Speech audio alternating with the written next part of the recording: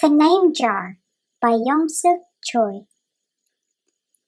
Through the school bus window, Yunhei looked out at the strange buildings and houses on the way to her new school.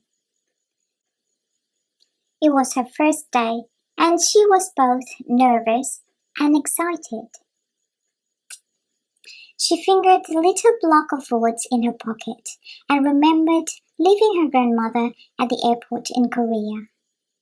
Her grandmother had wiped away Yunhei's tears and handed her an ink pad and a small red satin pouch. "Your name is inside," she had said. "My name?" Yunhei had wondered. Again, she took out the red pouch to look at the wooden block with her name carved in it.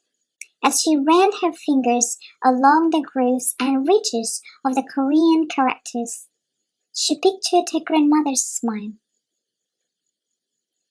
"Is that thing for show and tell?" a boy asked Yunhei, surprising her. Yunhei looked up as more kids leaned over. "No, it's mine," Yunhei answered, quickly putting the pouch back in her pocket. "Are you new here? What's your name?" a girl asked. "Yunhei," said Yunhei. "Ohne?" the girl asked, scrunching up her face. Ohne," some kids chanted. No, Yunhei corrected. "It's spelled U-N-H-E-I.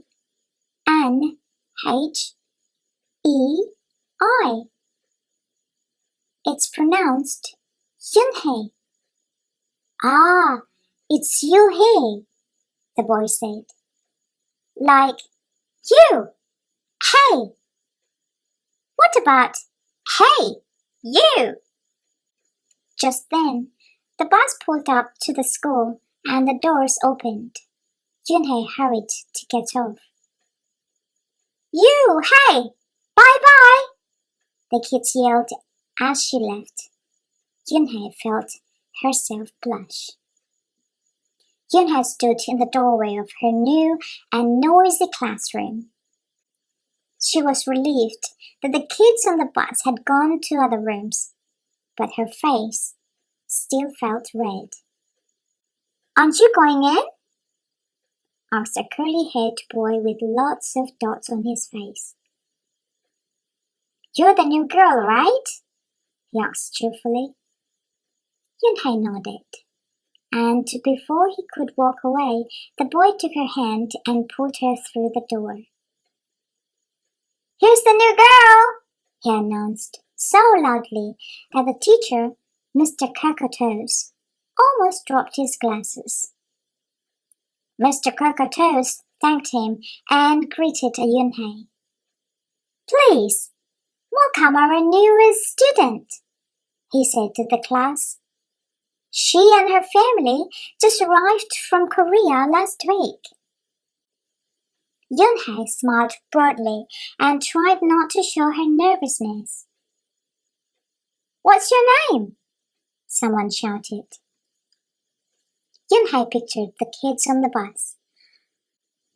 I haven't checked one yet," she told the class, "but I'll let you know by next week." As Mr. Cockatoo showed her to the desk, she felt many round, curious eyes on her. "Why doesn't she have a name?" she heard someone whisper. "Maybe she robbed a bank in Korea and needs a new identity," a boy replied.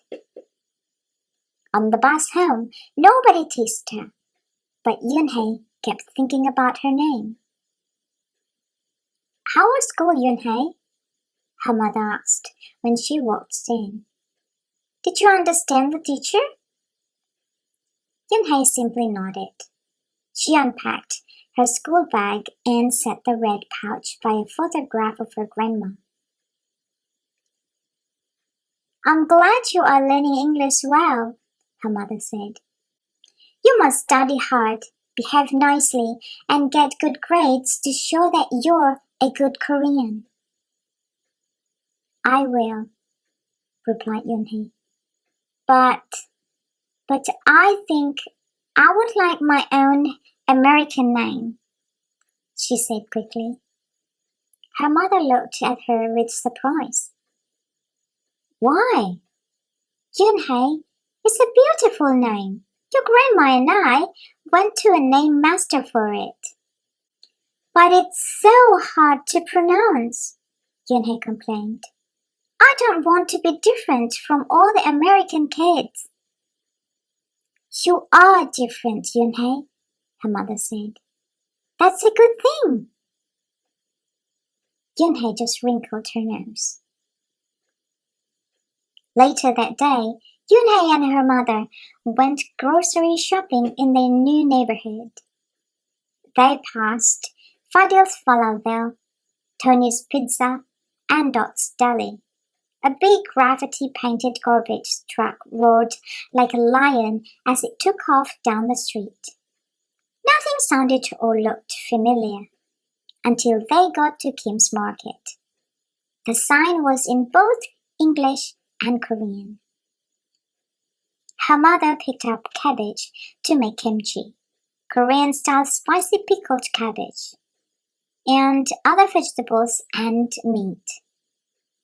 She also found some seaweed, Yunhei's favorite for soup.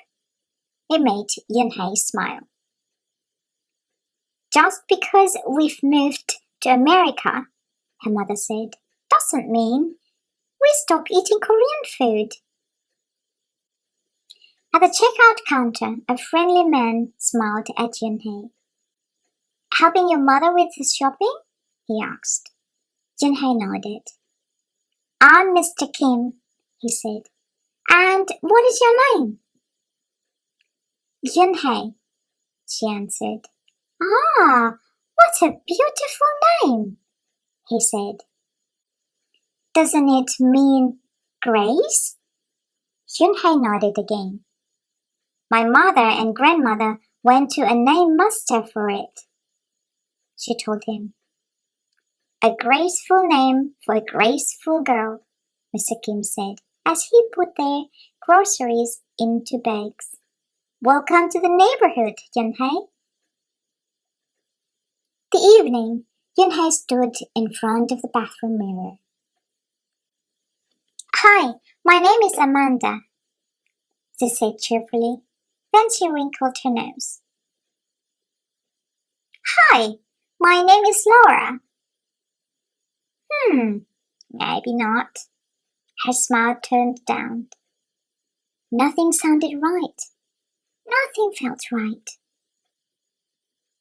I don't think American kids will like me, she worried as she began to brush her teeth.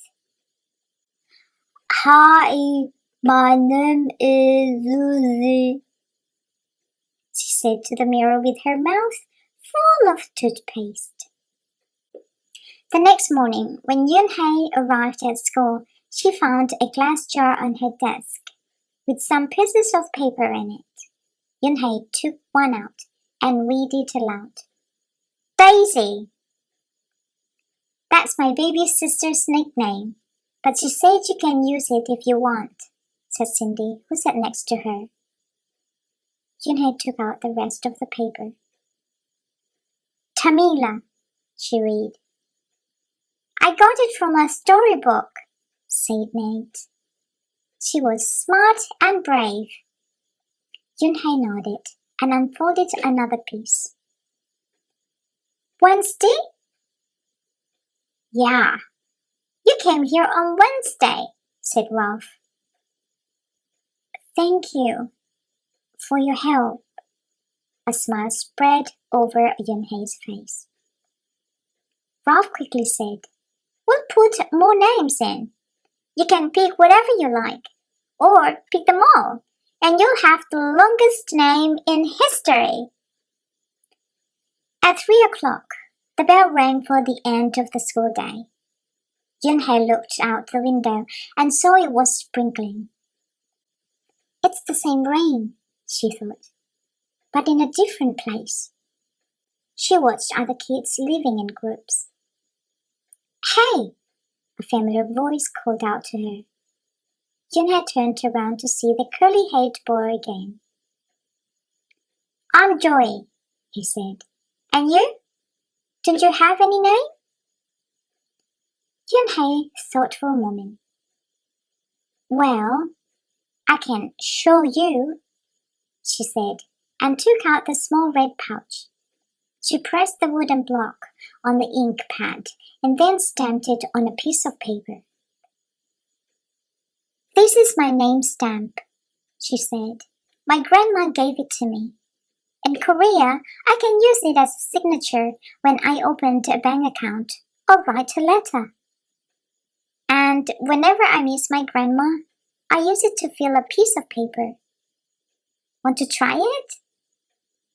She offered the stamp to Joy, and he carefully inked the stamp and pressed it hard on the paper. The red characters gleamed against the whiteness. Wow, that's beautiful, Joy said. Can I keep the paper? Sure, Junhei said, and then the two of them shared her umbrella as they walked to the school bus. Every day, the jar got fuller with more names, and Yunhei read them all. She found a few names she liked. Miranda, Stella, Avery. They sounded interesting. I hope you choose the name I put in, Marco told her at snack time. I've put in 3 more, said Ralph. Madison, Park, and Rex. They're my favorite street names. Maybe you should close your eyes and draw a name, Rosie suggested. Ralph frowned. That's silly. What if she doesn't like the names he draws? Well, we didn't get to choose our names when we were born, did we? Rosie argued. Everyone thought about this. When Yunhei got home from school that day, her little brother ran to give her a letter. It was from her grandma. She opened it quickly. It said, To my Yunhei, I hope you are enjoying your new school and new friends. Be sure to help your mother and your little brother. Here the moon is up, but there the sun is up. No matter how far apart we are, and no matter how different America is from Korea, you'll always be my Yunhei. Your grandma forever. Yunhei took out her wooden stamp and filled a paper with it. She thought for a long time in front of the bathroom mirror. On Saturday, Yunhei walked to Mr. Kim's store. Mr. Kim was helping a customer, but he looked up and greeted her. Hi, Yunhei. Hello, Mr. Kim, Yunhei replied. She felt as if she was back in her old neighborhood in Korea. Hey, said the customer, turning around. It was Joy. Your name is Yunhei? He asked her, with his eyes open wide. Yunhei looked quickly at Mr. Kim, then turned to Joy. She nodded slowly. Yes, it's pronounced Yunhei. And it means grace, Mr. Kim added. Yunhei, Joy said slowly, and this time perfectly. It made Yunhei smile. I'll have it ready for you tomorrow, said Mr. Kim to Joy. Thank you, Mr. Kim. See you Monday, Yunhei, Joy said to her. He left before she could ask him why he was at the store. On Monday, Yunhei came to class early to look at the names one last time. But the jar wasn't on her desk. Instead, there was just a single piece of paper with a name on it. Yunhei slipped it in her pocket. Where's your name jar? Ralph asked as soon as he saw it was gone. I don't know, Junhei said. It wasn't on Mr. Cockatoo's desk or on any other desk. And it wasn't on the counters or any of the shelves. As other kids arrived, they helped look. Soon, Mr. Cockatoos came in and Ralph shouted at him. The name jar is gone! The jar with all the names in it! Gone? Mr. Cockatoos replied, with a look of concern. He asked Junhei, Did you get a chance to read all the names? Junhei nodded. She took a breath. I'm ready to introduce myself, she said. Junhei wrote her name in both English and Korean on the chalkboard. I liked the beautiful names and funny names you thought of for me, she told the class, but I realized that I liked my name best, so I chose it again. Korean names mean something.